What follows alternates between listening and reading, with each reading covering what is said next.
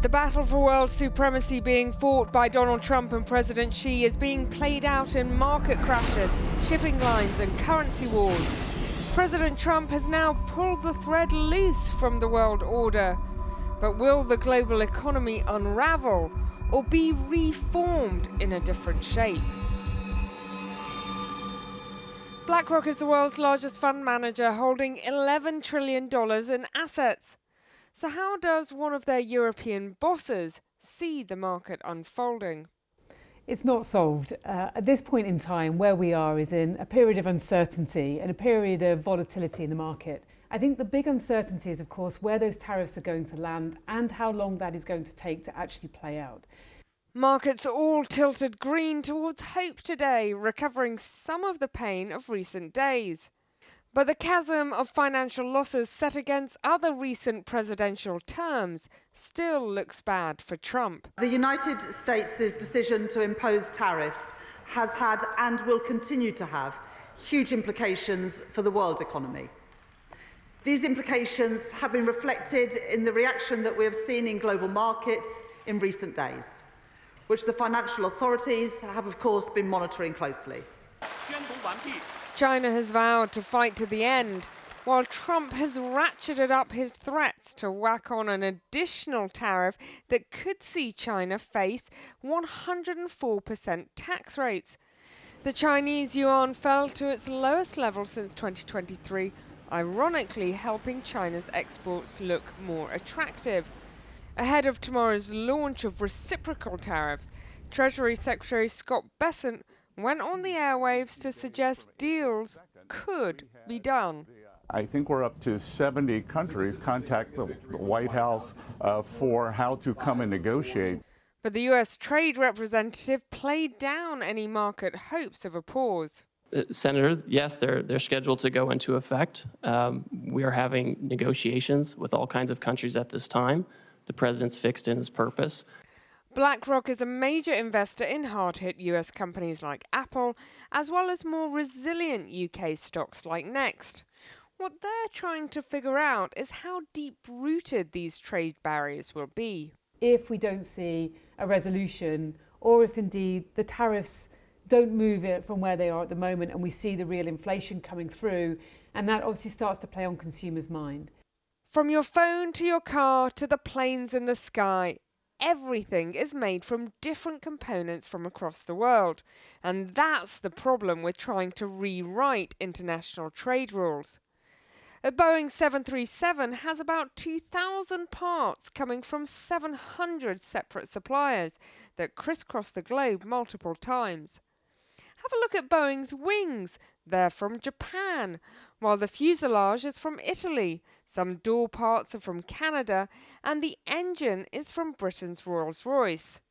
Trying to reshore all of this would take years, if not decades, and in the interim, they'll now face much higher tariffs.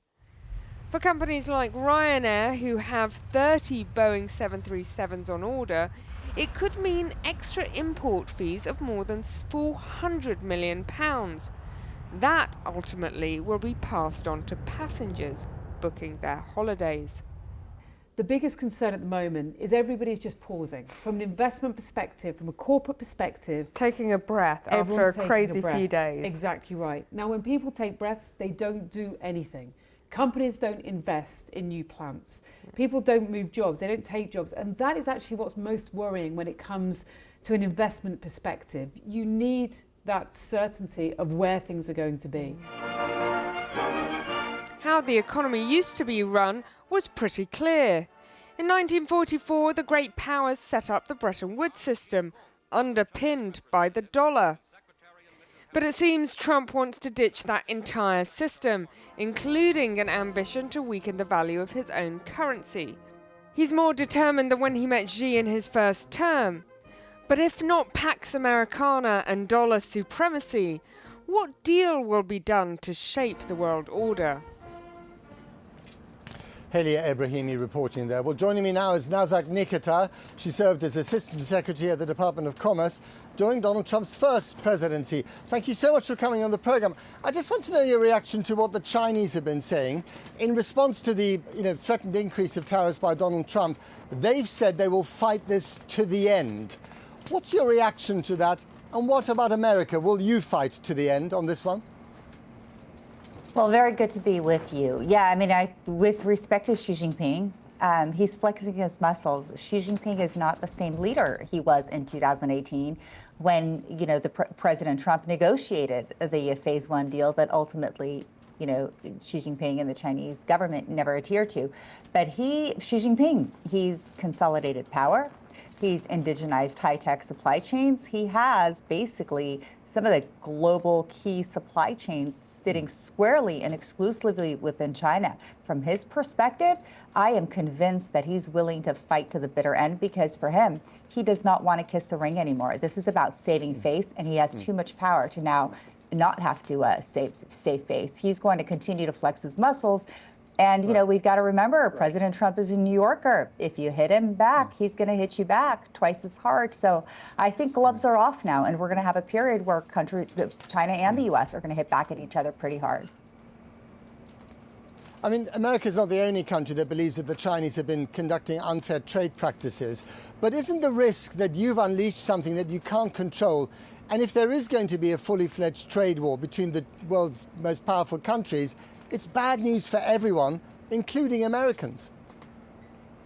Yeah, I mean, what's really important to keep in mind is that the U.S. did not wage this relationship, this sort of bad, problematic economic relationship with China. This is something that China had started once China, even before China entered the WTO, but certainly when we gave it its permanent normal trade relation status. You've got dumping, you've got subsidization, you've got market manipulation, cartel behavior, overcapacity, market access barriers, right?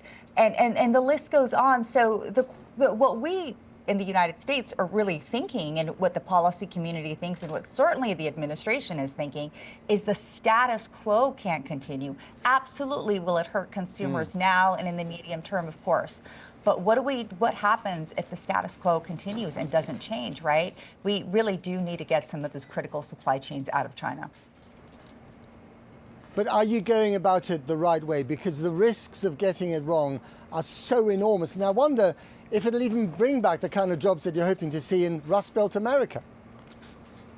I mean, that's the big question, right? I don't think that no administration previously, and I'll be frank with you, no country has been able to tame the China beast, right? And the U.S. government has tried to negotiate with China, has tried to kind of get China access into the WTO, all sorts of preferential treatments, all sorts of benefits of technology, will invest in China, et cetera. And China hasn't changed its behavior. In fact, the situation has really gotten worse.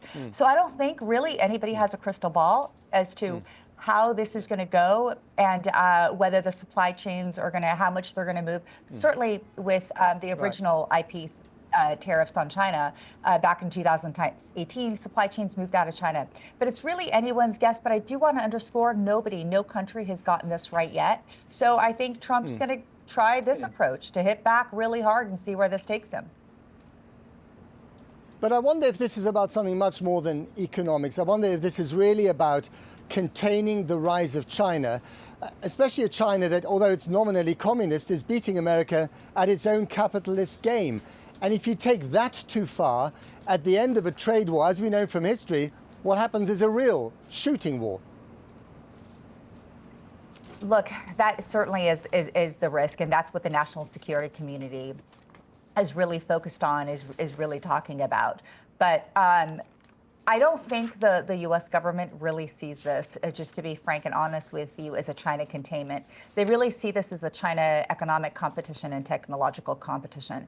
And the U.S. government really is trying to pull away from being the entity that is fueling and contributing to China's growth. Every time we transfer technology to China, the Chinese government takes it to support the People's Liberation Army and all of these other capabilities that really hurt the American industries.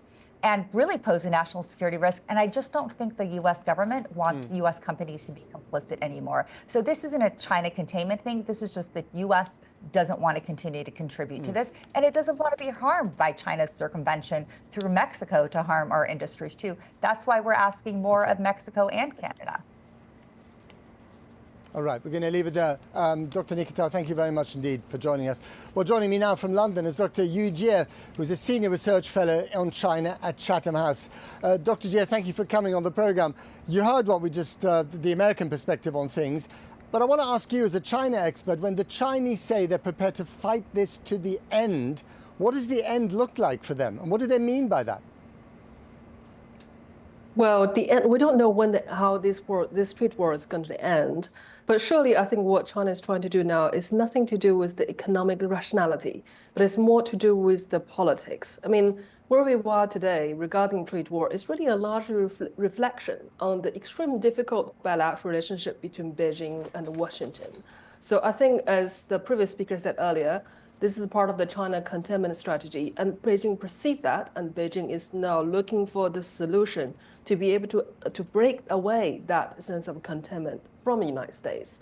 And also what I've noticed that on China's total export from China to the United States is actually significantly reduced from the previous round of trade war. So from 20% of make up the total China export in the total volume, and now reduced to 13% only exporting to the United States. So I think Beijing already began that sense of diversification during the first round of the trade war, and they see this coming for quite some time.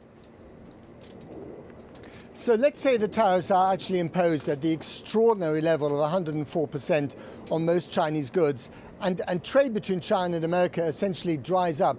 How much will the Chinese economy be able to cope without that trade? Well, interesting to say this. I mean, 34% or 50%, it doesn't make much difference at all regarding the Chinese economy, because essentially what Xi Jinping wanted to do, it is want to achieve that sense of technology self-reliance. It wants to achieve that sense of economic self-reliance. So to some extent, this trade war come almost like a blessing in disguise for Xi Jinping, for him to be able to boosting domestic consumption that he's aiming to do. But however, let's put it this way, I think that in the short term, it will be extremely painful for the Chinese economy to be able to make that transition. So I think in the short term, it will be something quite disheartening for the Chinese population as well. As we said at the beginning of the program, it's the politics, stupid, not just the economics. How much of this is a political standoff between the United States, the existing superpower, trying to contain China, and China flexing its muscles to show to its own people and the rest of the world that it's very much arrived on the stage? Well, absolutely. I think on the one hand, it is more to do with the domestic public opinion towards the United States. I think really throughout the last 8 years, the Chinese public opinion has really been shifted from that sense of admiration towards the United States into the very deep, strong sense of anxiety and annoyance. So Xi Jinping will have to respond to that sense of public opinion. That is to say, he cannot afford to look soft in front of President Trump. That's one layer. Now, I think the second layer in here, as we said, is all about politics. It's also about that China try to somehow upholding the international trading system that he felt, or the Chinese felt, Donald Trump have done something essentially wrong, and hence China want to continue to holding that international trading system for that. So I think there's two layers. One is for domestic reason, but the other is also for international reason as well. And obviously, other countries watching these two to tango very carefully and see how they're going to play their own cards at the same time. Very briefly, before we move on to something else, do you think this could actually become a proper war, between China and the United States? Because often that's what happens with trade wars. Well, interesting enough, I think for Donald Trump, he's most likely to waging a trade war against China rather than waging a real military escalation towards China. It's not really in Donald Trump's mindset that it's all about military conflict, but I think instead, what he's trying to do is trying to addressing this sense of the difficulties that the American population has suffered And then on the other hand, I think the Chinese also would prefer to deal with this in economic terms rather than in military terms. Now, here in Washington, Donald Trump's team argue that their tariffs are a kind of shock therapy designed to reset the global economy in America's favor. But the immediate effect of chaos is already hitting people across the United States, from pensions to car prices. It's even sent Trump's bestie, Elon Musk, over the edge. Let's go live now to our Washington correspondent, Siobhan Kennedy. Siobhan.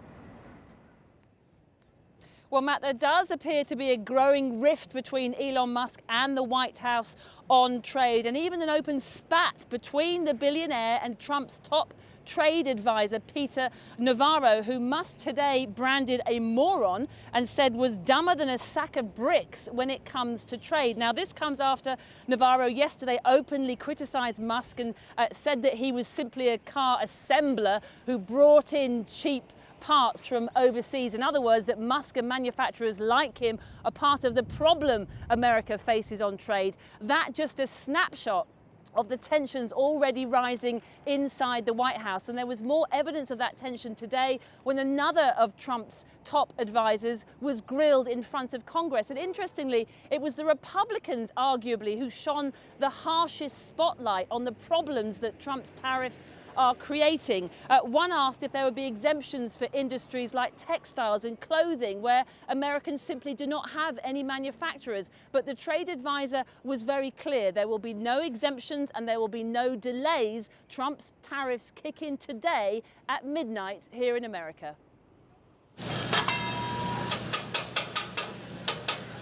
You can't make an omelette without breaking eggs, so the saying goes. And now Donald Trump seems prepared to break the US economy, ostensibly to make Americans wealthy again. But for people in this diner in Virginia, the market chaos is only making them anxious as they watch their retirement savings plummet. Yeah, my 401k has dropped thousands of dollars over the course of several days. It's ridiculous. I mean, costs of raw materials are going up, costs of everything is going up. Gabrielle says she's had to take on extra nursing shifts to cope with rising prices. I have a 2-year-old daughter. I know a lot of baby items do come from European countries, Asian countries, so that would directly impact me and my family immensely. Construction worker Jim says he knows things are going to get painful, but says he still has faith in the president's plan. We've been in construction for a long time and I have a lot of friends in construction, and the prices have gone up without the tariffs. Hopefully things are going to rise, but they're going to come back down when everybody else decides to equalize the tariffs out in other countries. Because if you can buy something overseas cheaper and have it shipped over boats and all the stuff that involves in it, then something's not fair. Unfair trade was at the heart of a hearing on Capitol Hill today. I think probably the worst economic policies that I've seen in my lifetime. Amid conflicting messages from the White House, one Democrat asked the president's key trade official what many have been thinking. What is the plan? Donald Trump and his advisors have yet to provide an understandable explanation. Any explanation for what his tax hike on the American people is supposed to accomplish. Nothing was thought out about this. This has been a haphazard, incompetent effort, and it's showing. Mr. Greer said some countries like Argentina, Vietnam and India had already made offers to drop tariffs on US goods. So he was asked if the levies would still kick in tomorrow as planned. Yes, they're scheduled to go into effect. We are having negotiations with all kinds of countries at this time. The president's fixed in his purpose. The nature of the emergency is not something we can wait on anymore. And it wasn't just the Democrats. Even skeptical Republicans questioned the administration's approach. What we saw in the markets and some of the pushback, I'm assuming this all got gamed out because it's a novel approach. It needed to be thought out. Whose throat do I get to choke if this proves to be wrong? American consumers might soon be asking the same question. Who to blame when prices rise and chaotic markets wipe out their life savings? I immediately looked at the stock market and was very worried for my finances and for my retirement. And to have this zero-sum game of, oh, because there's an imbalance, there's some sort of, you know, nefarious plot going on. And it's not how you make friends and maintain alliances. But keeping alliances no longer seems to matter to Donald Trump. In fact, his tariff blitz seems designed to do the exact opposite.